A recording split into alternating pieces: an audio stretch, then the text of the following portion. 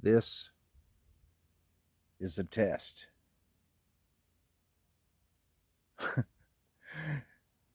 All right, this is a warning for guys out there. Look here, man. I'm gonna make it brief. This is some little something for you to chew on next time you go to Walmart. Okay? It's really anytime you go anywhere out in the world as a born again, Bible believing Christian man that's trying to navigate this world. Okay? I'm going to use Walmart as an example because I live in the country, and yes, most everybody in the country ends up going to Walmart at least once a week. Okay. It's a test. And let me explain why. Anytime that we are out in the world, how we react, how we conduct ourselves, and not just outwardly, but inwardly, is important. Okay. So when you go to Walmart, how are you going to react to bad traffic or having to wait too long for a parking space or someone crazy that almost runs the light and hits you? How are you going to react? Are you going to react like a man that's got his act together? Let's say you start to walk up in Walmart and you're having to deal with all these weird folks, and I'm just gonna call them weird because they're different than you. We all think that way on every side. Everybody thinks somebody's weird. Okay, so we're walking up in Walmart. How are you going to react to people that you think are weird? People that you aren't used to being around, or you know, how are you going to react to that? That's important. How are you going to react when your eye, which most men have this problem, it is not a problem for a man to have a lustful eye. And there's some folks that go to Walmart, some women that go to Walmart that wear something that a woman shouldn't be wearing, especially out in public. And it's right there in your face.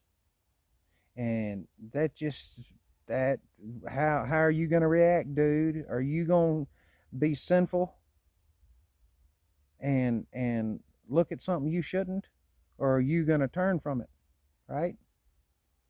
Those things matter. Let's say things are frustrating in the store and someone's blocking an aisle, or someone took the last thing you were trying to get, or something like that, and you got some reason to get upset. How are you, even if you don't react outwardly, how are you dealing with that inside, man? Because, see, God sees the inside, God sees the heart.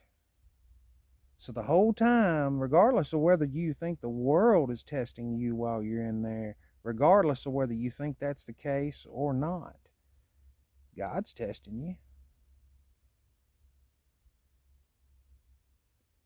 Let's say you're going through the store and you have the same problem that everybody in this consumer, we have a consumer driven economy now, and it there isn't a one of us that can say we completely have separated ourselves from the consumer mentality. Okay, so it exists everywhere, and it exists in us men too. When I was young, the whole thing was you give a man a barbecue grill and a lawn chair, and maybe even put him out in the woods like this right here, and he was going to be just fine. That's all he needed. Well, nowadays they got to have a new truck, and they got to have the newest, coolest thing, and they got to have the newest gaming console, and they got to have the newest set of golf clubs, and they got to spend money on everything like they trying to keep up. The cliche used to be it was the wife was spending all the money and the man wasn't doing nothing. Well, now it's like they've caught up, ain't they? And I'm not saying I'm immune.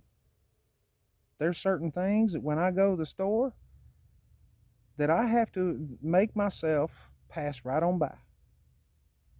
Because if I stop and I ponder and I think and I want and I desire, and in my heart I start thinking how cool it'd be, well, there comes a point where I am dwelling on something too long. I have a big problem with trust. trusting God, and I'm working on it. And that's really what all that kind of stuff comes down to. Are we trusting God to do those things for us He says He'll do? Man, that's been something I've been struggling with a lot here lately, and not on purpose. Don't get me wrong. It's just when you start learning about yourself, you start seeing just how foolish you are many times, and not necessarily in your actions. A lot of times it's just in your heart and the way you're thinking. And once you come to yourself, as the Bible uses that term a lot. Oh, got a bug in my hair. As soon as you come to yourself, you realize just how foolish you've been. You know, all them things at Walmart, even down to checking out, man, you trying to get out of there. You want to go home. You tired of all these people, man. You tired of all the noise and all the craziness and keeping everybody in line and getting home, and it's just all a hassle. I know it is, man. But you got to keep a good attitude. You got to have your act together. You're the leader of your family. You are the example of your family. You are supposed to try your best, and we all fail. We all fail. But you got to try.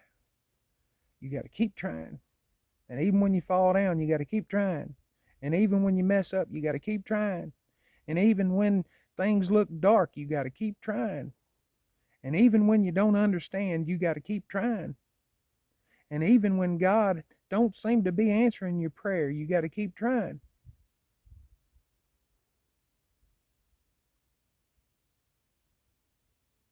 Love you guys. Praying for you. Man, this world's a test. Look at it the right way, and it won't get the best of you. You men stay strong out there. We got to set the standard for our family and for our friends and for those other men around us. They need to be able to look to us and go, hey, man, that dude right there, he's the real deal. That's what we're supposed to strive for, guys. Y'all hang in there. And man, I hope you got sunshine like this. What a beautiful day.